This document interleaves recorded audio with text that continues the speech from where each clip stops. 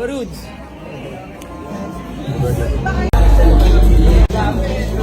Haji, may regalo ako sa'yo. Ayun, pare, 10 taon mahigit na sa akin yan ha. Pang-display mo sa studio ha. Oo, so. Thank you.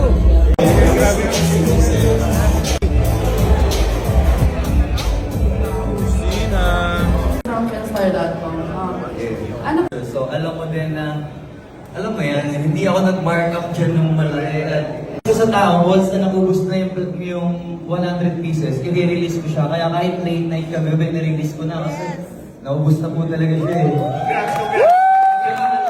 Isang daang piraso lang yun, tapos mas pinili kong ma-meet sila in person para lang sabihin na ingatan nila yun kasi para sa akin parang sa akin siya galing. Tapos siya.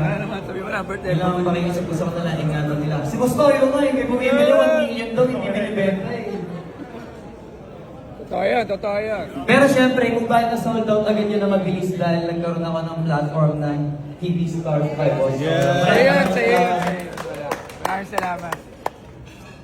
Hi Floji, I'm Ayan from Chemie. Sa tingin mo, bakit 7 years yung parang naging gap ng last album mo from now? Masasabi mo bang Chance the Barber. Ibang klase yung atake ng album mo? Siguro mas marami akong gustong i-push dati kaysa sa sarili ko. Yun lang. Kasi dito.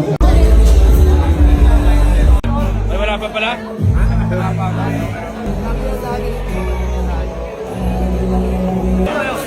Ayun o.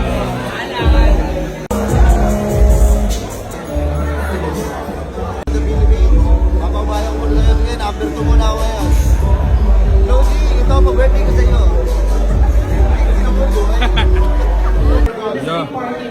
Yeah. Rudy dog. Yes. Happy birthday to you. Yes. Big wins para sa lahat.